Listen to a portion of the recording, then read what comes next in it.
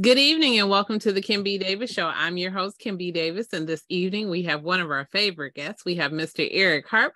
He is a certified professional fitness trainer and educator.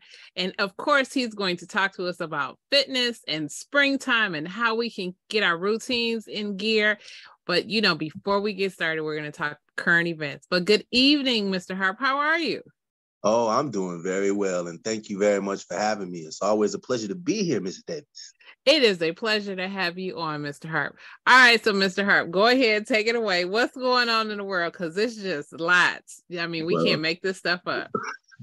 Well, first off, my condolences to the adults and children who were murdered today at this awful elementary school shooting down in Nashville, Tennessee. It's just ridiculous. It is. Another school shooting. Mm-hmm. This time, a female. Mm-hmm. A female shooter. She went to the school. It's a K-6 elementary school. She was a student of the school 13 years ago. She was 28 years old and came back. And shot the school up. Wow. Was shot by the police. So she no died. Motive for what? Right. Killed a couple teachers and some students. Mm-hmm. For what? For what? A lot. Go ahead. I'm sorry, Mr. Harp. No, take it away. I was commenting in disgust. and I'm not smiling because this is a joyful or a happy thing. It has just become so commonplace in America that it's just like getting up and forgive me for saying this, but it's like watching for the weather. Well, what's the weather going to be like? Is there going to be a shooting? How many shootings are we going to have? Will it be at an elementary school? Will it be at a hospital? Will it be in a government facility? Will it be in a mall? Is there a holiday today? What place is safe? What place is safe? And there is no place. And, I just read not too long ago that there was a car accident in Michigan where two people hit each other. And one of the drivers, I guess, who was hit was angry and went home and got a gun and came back to the scene to shoot the other person that was hit. Back to the scene. Wow. Exactly. And so, I'm not laughing at it because it's not funny. It's not funny, but it's just like, how many different ways can we just be stupid? Mm-hmm. And, once again, the president, Joe Biden, is calling he's begging Congress to do something with these assault weapons. Mm-hmm. This young woman who was 28 years old, obviously there was something going on with her. I don't want to just go to the default. Well, obviously mentally there was something there. I'm sure there was, but I'm going to bring up something that I keep mentioning, Mr. Harp, and we've had this conversation. We've gotten to a place in society where we are no longer nice to each other. And I don't mean that we have to go out of our way, but we can't even say good morning. We don't know how to open doors for each other. We don't know how to make or do the polite things that people would say. We don't know how to share the things that we learned in kindergarten. We drive on the freeway, we cut each other off. And when someone gets... Right. We're trapped in our own bubbles. And nobody has room to look out of there, to look out and see if there's anybody next to them, around them. Exactly. We change lanes in cars without looking.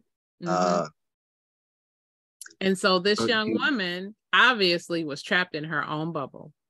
And the only way that she could see to ease that pain is what I'm guesstimating, is that she decided to pick up a gun, as so many people do, and decided to do something terrible. I mean, guns. Mm-hmm. Here we are worrying about sending our kids to school. Mm-hmm. Will they make it home safe? Mm-hmm. To school. Mm-hmm. By law, we got to send our kids to school. Right. Even if you're homeschooling, you have to have a certain accreditation, not a homeschool, because the pandemic's over. So, I mean, this is just a wild, crazy time, and no matter where we are, we're not safe. And the most unlikeliest of places is where these school shootings. People like to paint a picture that all the gun violence is happening in the inner cities. But it's not the inner city schools getting shot up. It's not. Okay. It's the schools that you wouldn't think. This was a Christian school today. So this was a private Christian school. Not that faith and religion have anything to do with this. But this is a different type of school. This is the clientele is a little different. So even if the ex-student, whatever's going on in her life since then is definitely, she's harbored something. Right. She's definitely kept something inside for a very long time and decided to finally act on it. And that's ridiculous. It is. That's the latest that happened today. However, all things Trump. Yes. All things Trump. And over the last few weeks, Donald Trump has he's been very public. He's come out and estimated. I mean, not estimated, guessed, or he's foretold his future. He said, I'm going to be arrested on Tuesday. And Tuesday came and went. And he said, not only did he say, I'm going to be arrested, he said, and all you people, you be ready. Be ready to protest. Yes. Be ready to protest real hard. Yes. And there were people ready. But Tuesday came and went. Then he said something was going to happen another day. And same thing. So now he's saying, oh, well, they must have dropped the charges. Now, here's what's funny to me is that this man no one has said anything else except him. And he's creating the story for everyone. He's trying to tell everybody, oh, well, I guess they dropped the case. So now everybody's going to start thinking, no, well, it's a little too general to say everybody, but supporters, those ultra MAGA Trump followers, that base, now they're following every word he says. Every word he says, they've always followed. He created his own platform to say every word that he wants to say by himself, his own little bubble. But how do you stop this man? Right. That's the ultimate question is how do you stop this man? You have Ron DeSantis, you have other people that are going to start coming out of the woodworks to try to steal some of the spotlight, to take some of the shine away. But as soon as you do that, now you're going to fracture an already fractured party. Exactly. You're going to have 10 different factions of a Republican Party. I've come to be a little bit more wiser about the birth of movements of the 1970s, which led us into the Republican Party of the 1990s. I've read up on some of the ideologies of the Democratic Party of the 1950s and the Republican parties of the 1950s. And, and some of those things that have now really, really coming home, really coming home to roost. And we were wondering, why do they do this? Why do they do this? This is why. And Donald Trump is personifying all of it. Yes, he is. He's personifying all of it and would have taken no prisoners. And it's even worse than version 1. So this version 2 is just about to be ridiculous. And now he's up for indictment everywhere. Yes. New York and Georgia. New York and Georgia specifically, but yes. And the stolen documents. In Mar-a-Lago, yes. Thank you. Which is a federal charge. So in New York, he's up for the hush money and a couple other things that are sort of minor, but the hush money is like a big thing. So it's almost like a RICO. That's the one that's coming close, and that's the one that they're focusing on right now, and that's the one he's saying, oh, they must have dropped the charges. Right, and, right. The grand jury is still convened, and they said it will be interesting to see, because now all of his lawyers have to come in. Yes. No, they subpoenaed all of his lawyers, and they have to they have to breach this attorney client privilege. Mm-hmm. So now it's going to get interesting. It is. And what's also interesting, it's New York. So this has been Donald Trump's home forever. And so everything from his prosecution of the Central Park Five, and I use that word intentionally because although he was not a prosecutor or a lawyer, he took to was a public voice. He was a public persona. And he literally put them across every newspaper, everywhere he was like, they need to go to jail. And here we are years later finding out that they had absolutely nothing to do with what they were accused of. And so from his housing deals to casino development deals, all these different things that have always failed, gone bankrupt. He's been bankrupt, Mr. Harp, 6 times or something like that. All of that has to play in the minds of people like, okay, why are we here? And he paid a prostitute who now he's saying that he didn't pay her, didn't have an affair. And there's all this evidence that they did have an affair. And then we go to Georgia where he's on tape, recorded, talking about, well, I need you to find some votes. I need you to find me some votes. I'm like, really? And then he's on the second call. On the second call. He says, listen, I need you to make sure that guy finds me some votes. Exactly. And then you just call me. Just call me. Don't call anybody else. Just call me. And I'm like, wow. In political science class 101, when you're running for office, I'm pretty sure that was covered, that's something that you don't do. Yeah. But, and then in Florida, we had him taking things from the White House upon his exit that were things that pertain to national security, codes and documents. And he's like, yeah, I had it. Give it back. They're mine. Right. They need to give it back. They're mine.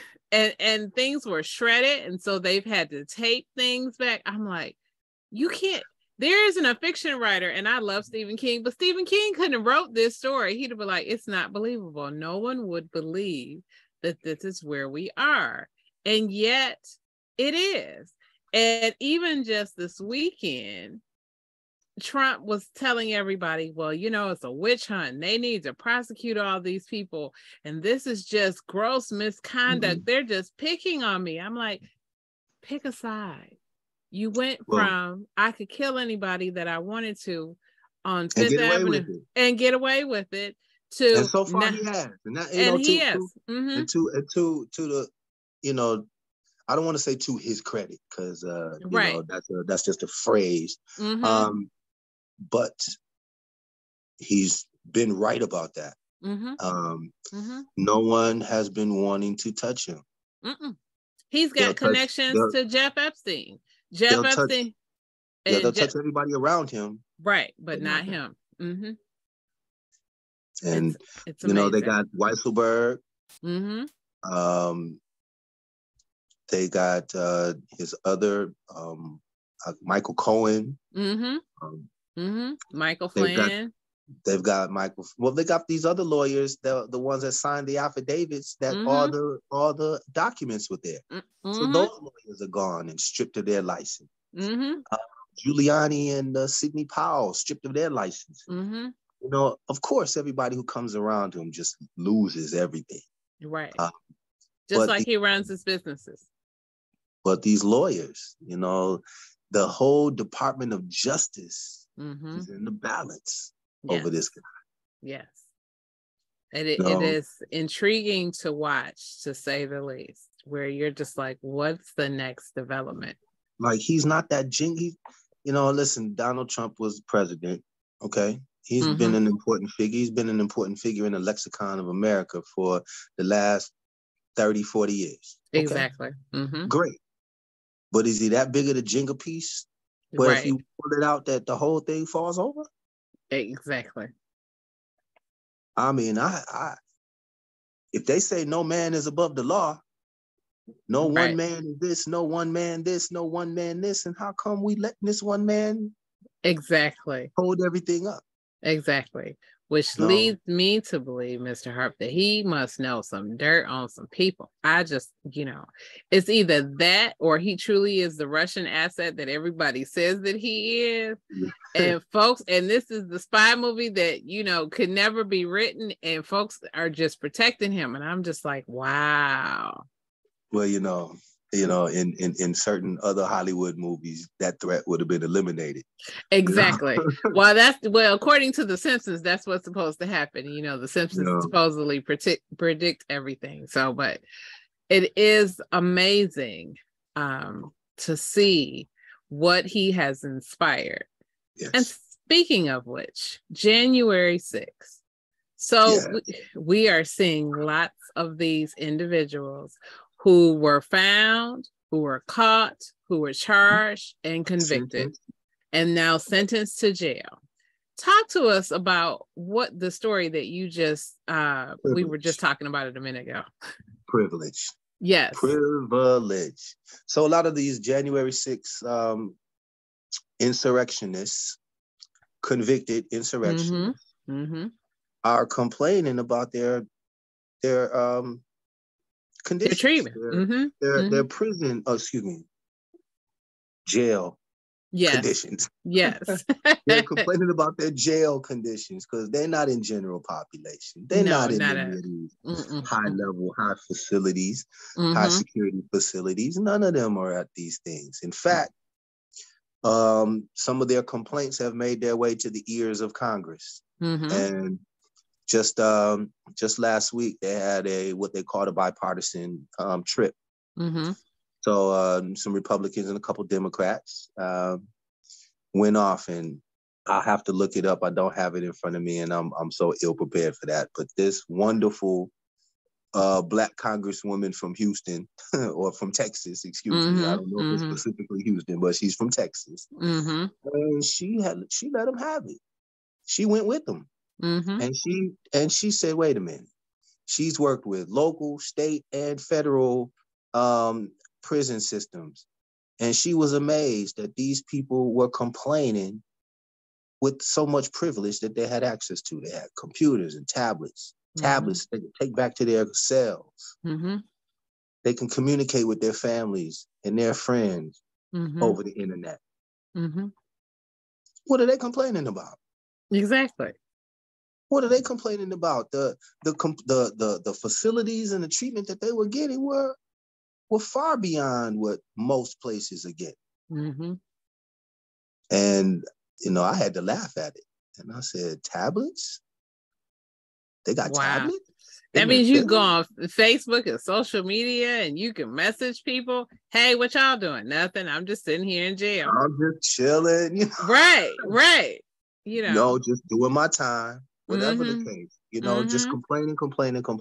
And it's just amazing to me on how, the January 6th situation, the color of the skin of the majority of the people. Yeah, they're being jailed, as they should be. But now complaining about the jails and getting that type of attention and bringing the country to a halt again. It's amazing. It's amazing. I hear the pundits, I hear the television anchors, they're talking about, well, Black Lives Matter, the Black Lives Matter movement should, the police should, even now, should go back and go off the tape and get those people who burned down cities and whatever they did. Would feel justified for that, but not justified for the January 6th. We can go on and on as we always have, but it's already happened. Right. They're being punished for it. And bless them. They got tablets. They got computers. Stop complaining. And so I'll just end it with this note, Mr. Harp. Some of them have complained because they have celiac disease and other chronic conditions that many people have. And their response has been, well, I have a condition. I shouldn't be in jail. But aren't we told, Mr. Harp, as children, if you can't do the time, don't do the crime? If you can't do the I remember that in the song. It was like on the theme song for Beretta. I remember that being little, said, don't do the time, don't do the crime. If you can't do the time. No, don't do it. I mean, jail and prison was supposed to be pretty hard. And, you know, we hear the stories like here in Michigan, in our local jail in Detroit, so our juvenile jail is overcrowded. So it's about double the amount of prisoners that it actually can hold. So I think it's somewhere like 70 or 80 prisoners it can hold. And it's actually like at 140, 160. And so there's been a big report that just came out. There's a lawsuit where I guess a young man claimed that he was sexually assaulted while he was in this prison. And they're talking about a rampant disease and just unhealthy conditions and all these things. Contrast that against the January 6 people who have tablets and access to the outside world.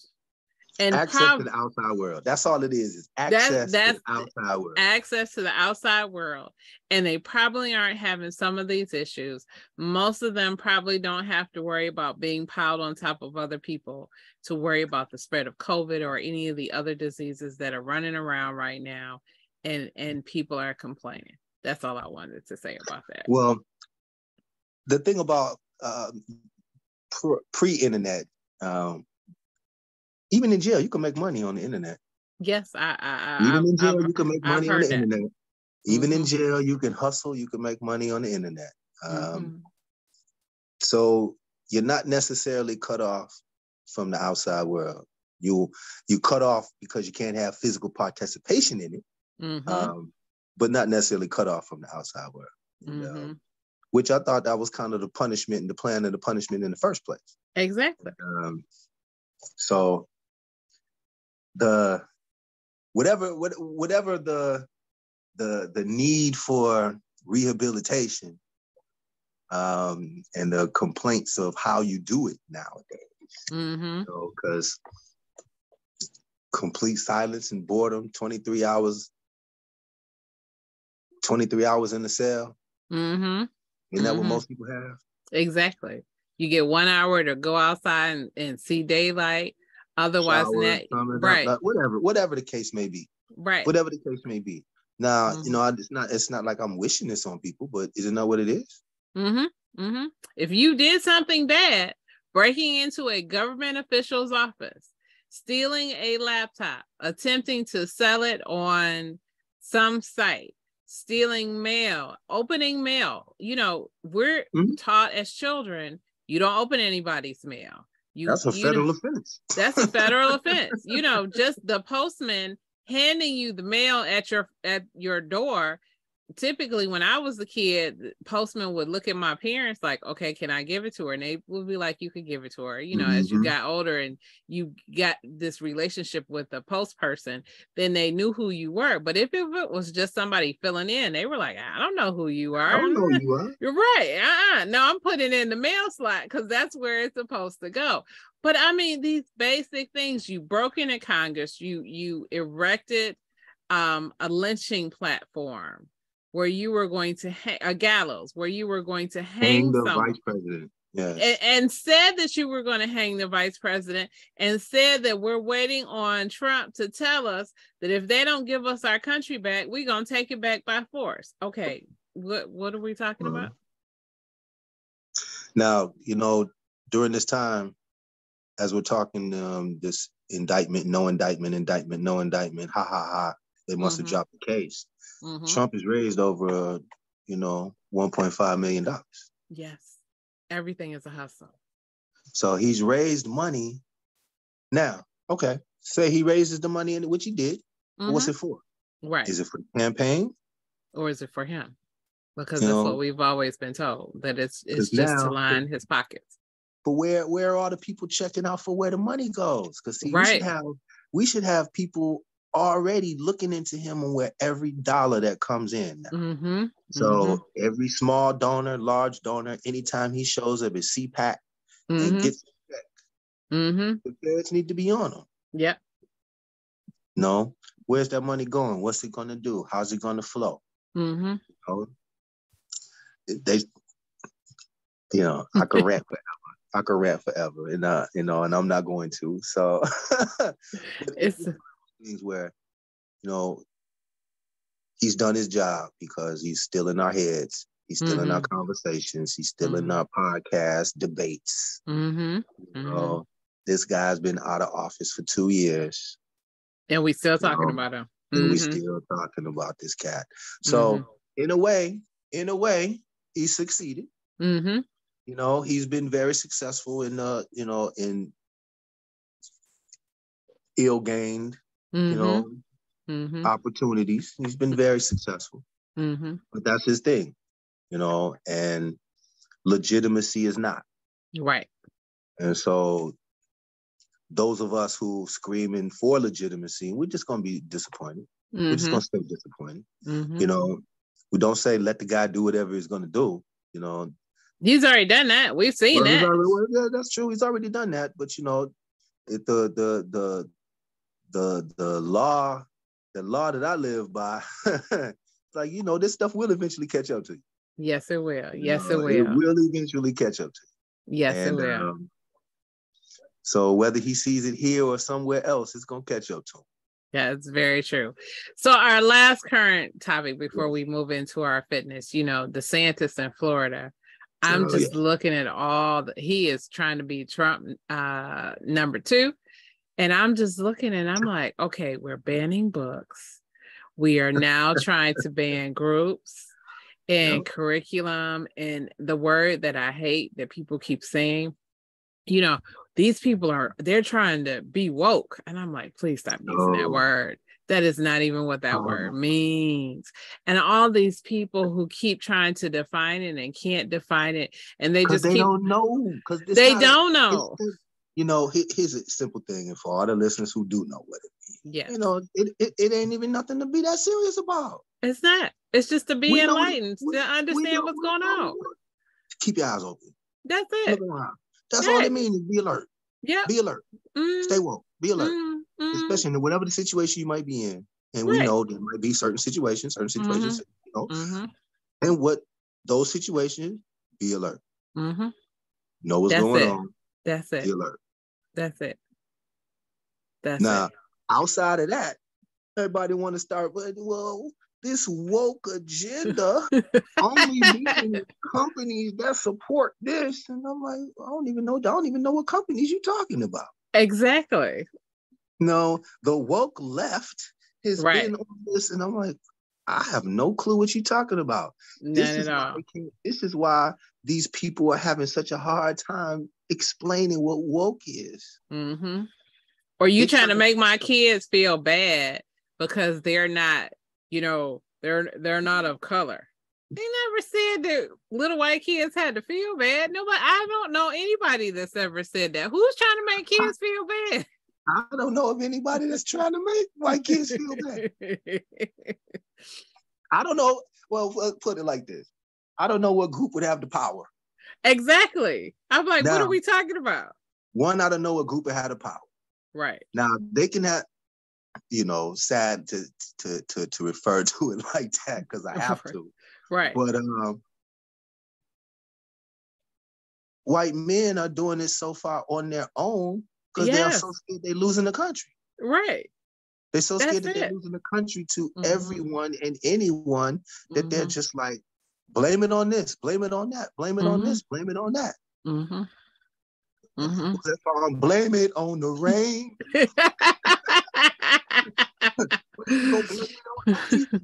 Yes. If it's good right now, it's the woke agenda. 3 months ago, it was the border. Yes. Before that, it was something else, and then it was the border again. Fentanyl. You never know whatever it is they're going to say. The attack on conservative values. The attack on conservative values is why the country is what it is. Mm-hmm. You know, it's funny. It's funny saying it out loud. It is. You know, because every time we say it out loud, it's laughable because I could Black never people are just as conservative as white people. Right. Listen, I can never understand what it is to be a white man. No. And to know that from my perspective, everything is yours. Mm-hmm. Mm-hmm. I can never know that. Right. But at the same time, they can never know my perspective. Mm-hmm. Okay? Mm-hmm. It's hard to get to know anyone's perspective unless you've lived it. Right. Or really, really took the time to understand it. And that's where we are. We don't want to take the time. We don't want to take time to understand it. I don't want to know. We don't have that attention span. Mm-mm. Mm-mm. We don't have that attention span. No one wants to go, oh, okay. Mm-hmm. Okay, I get it. I get it. I get it. Mm-mm. No one wants to do that anymore. Nope. We just hijack words and utilize them for our own purpose and take them away from what they were intended.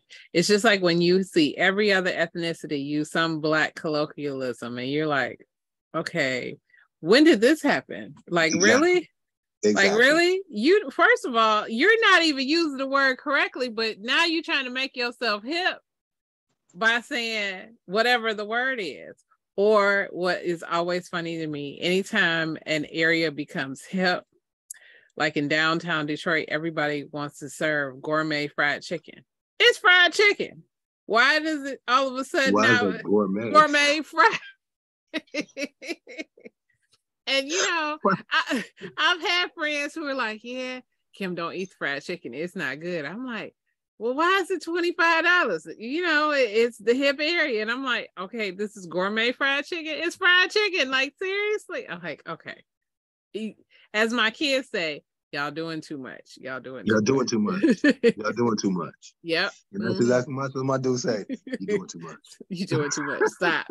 Like, right, no, you're embarrassed. Bring it down. Yeah, bring it down. But I mean, and as you say, once that's happened, now the word is lost. Mm-hmm. The word is lost. And, you know, even in jest and joke and taking it light, you know, we turning things into dangerous words, you know, because now we're splitting it and turn it into, wait. Right. Are you woke? Or are you that? Right. Now, I don't know, but I can mess with you if you woke. But if you're not woke, I can't mess with you. Right. What are we doing? You know, to be enlightened, you know, in these days, just stay aware. You know, it's not rocket science. It's not. It's not rocket science. They already banning all the books. They are. You can't read anything to get enlightened. I mean, if you read a Toni Morrison book, oh my goodness, they searching for you. Alice Walker, Color Purple. Come on now. Come on, To Kill a Mockingbird. These are books that are part of the American experience. What they gonna do with Shirley Temple? Right. What they gonna do with Shirley Temple? I mean, they got to get rid of this. And this is the crazy part. Wait, you know, banning all these books. No one's reading. No one is reading. And as an author, it saddens me because I go to events and I see young people and they'll look at me, oh, I don't read. I've talked to people, I don't read. This is great that you do that, but I don't read. And I'm just like, why are you admitting that? That's terrible that you don't read. They're like, I don't like reading. To say that with pride is just ridiculous. Yes. I mean, it's amazing. It's amazing. You know, the kids that I work with today are really proud of what they don't do. Nah, I don't do that. I don't do that. Nah, I don't read. I don't do homework. Nah, that ain't my thing. And I'm like, you proud of that? Right. Okay. Yeah. Okay. We're going to see. You know, and I try to tell them, I said, you know, the beautiful thing is I was your age once. Mm-hmm. And if you lucky, you're going to be my age once. Exactly. Exactly. So speaking of which, Mr. Harp, Go let's ahead. switch gears to fitness. Yes. So Go ahead. because we all want to be able to age gracefully. And here in the Midwest, spring is popping and we are so excited to see it. The temperatures are starting to go up. People are out walking and running. So, you know, Mr. Harp, a lot of people will struggle and say, oh, I didn't quite get to what I wanted to do this winter.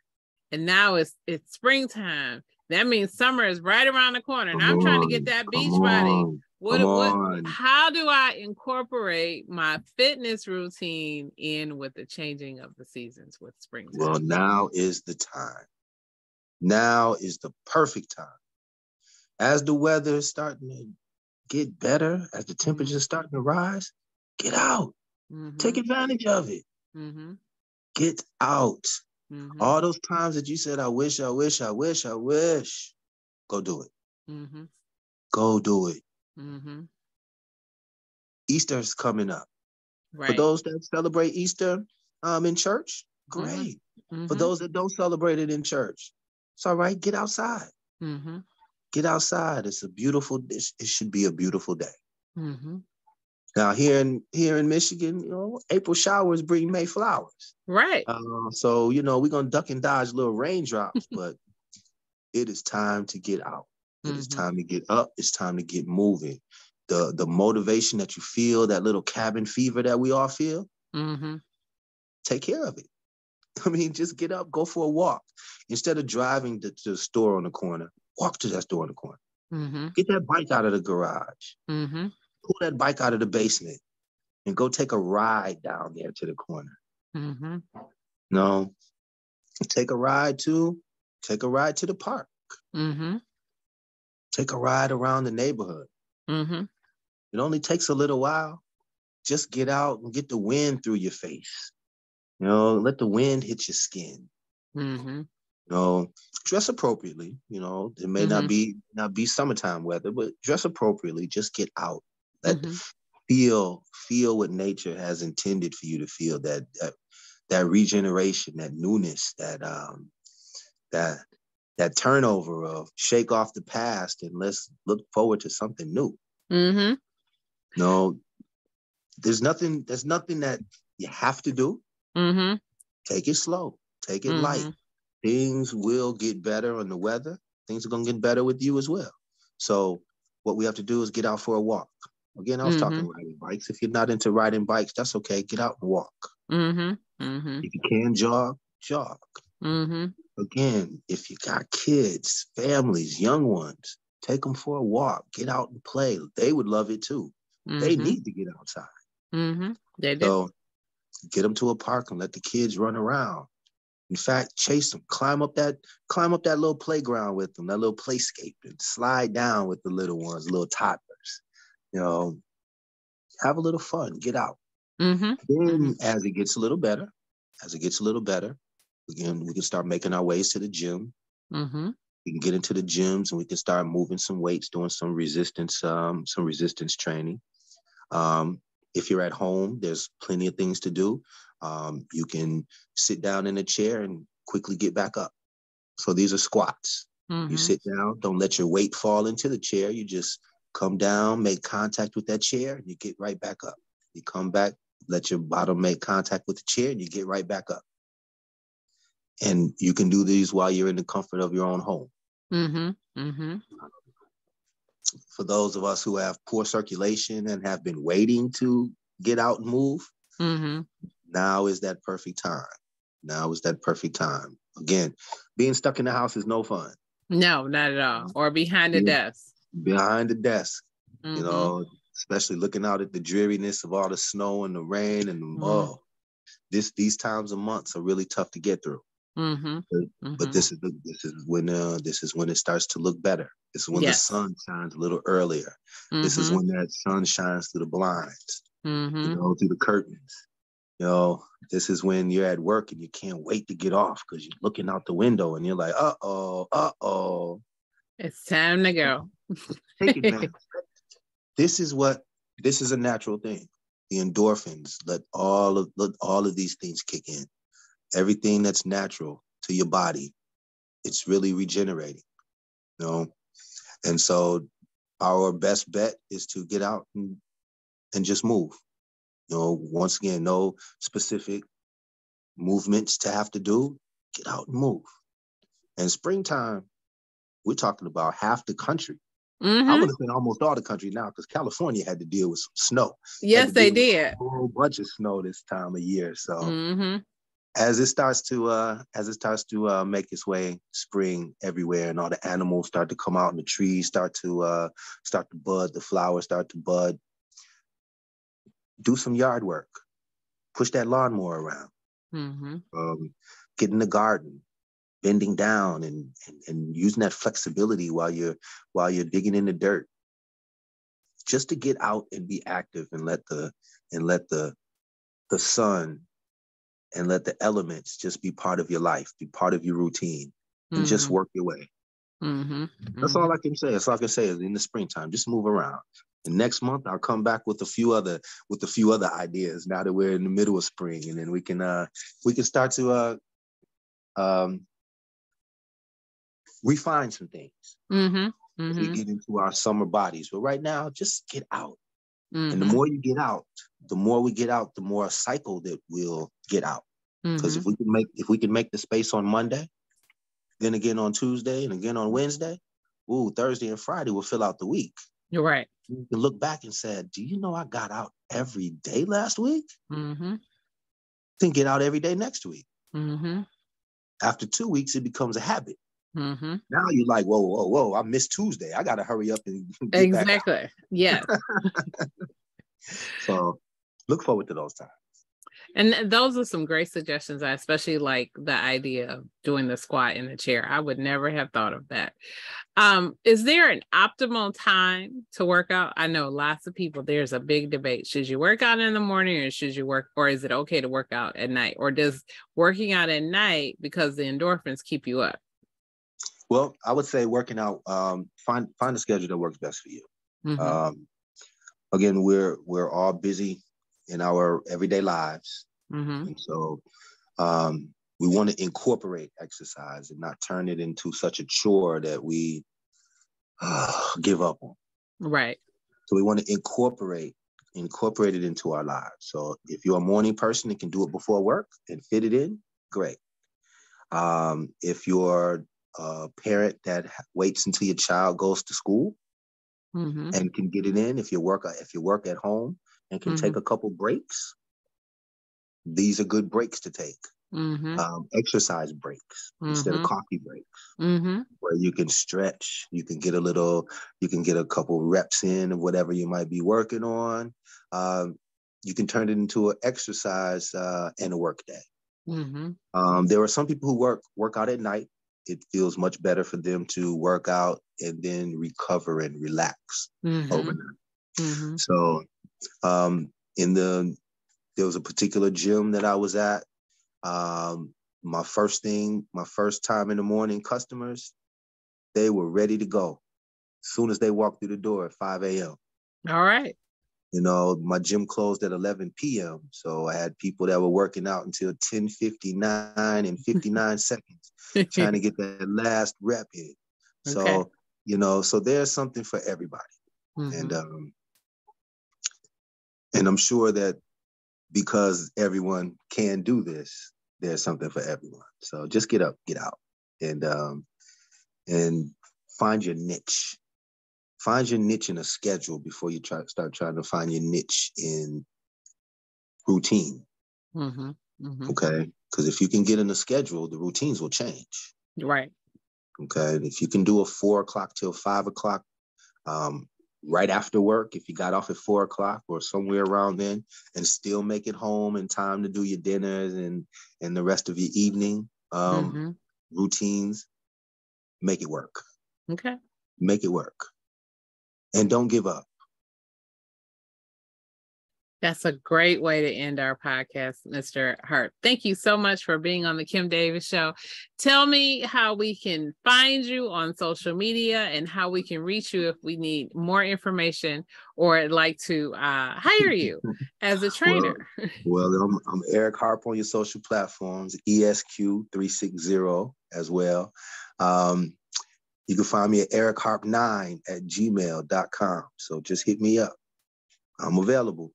Excellent. Thank you, Mr. Harp, for being on the Kim B. Davis Show and for giving us excellent tips and breaking down our current events. We look forward to hearing from you again next month. You always bring us exciting topics. Well, thank you for having me. As always, it's a pleasure, Mrs. Davis, and I can't wait to do this again. Excellent. Excellent. Thank you guys for tuning into the Kim B. Davis Show. You know me as your host, Kim B. Davis. You can always find me on Facebook, Twitter, Instagram, Snapchat, TikTok, while we still have it, LinkedIn, everywhere on social media. And it's Kimberly Batchelor Davis, and Batchelor is spelled BATCHELOR. You can see this show at youtube.com/Kimberly Batchelor Davis. You can hear this show on Apple, Spotify, Stitcher, Google, and Wisdom. You can learn more about me as an author at kimbdavis.com. Thank you again for tuning in. I hope you'll join us on our next episode. And as always, remember, be magnificent.